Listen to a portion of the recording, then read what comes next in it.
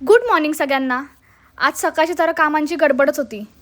बाहेर मस्त पाऊस पडत होता आणि आज मी नाश्त्याला बनवला होता शिरा आणि एका बाजूला माझं जेवण बनवणंही चालू होतं.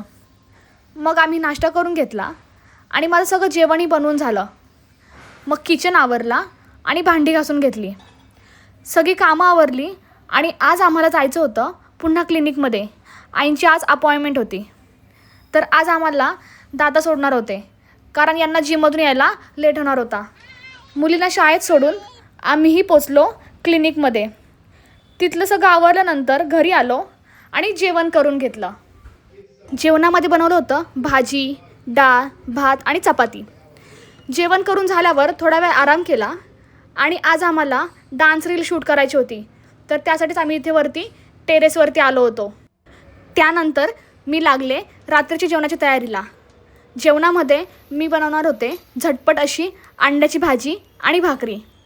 भाजीच्या रेसिपीचा फुल व्हिडिओ मी ऑलरेडी पोस्ट केलेला आहे, नक्की जाऊन बघा.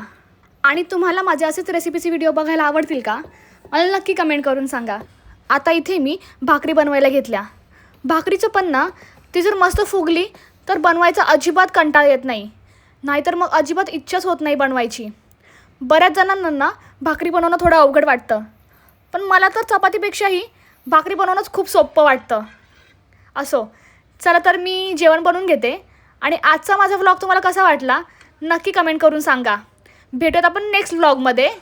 तोपर्यंत बाय.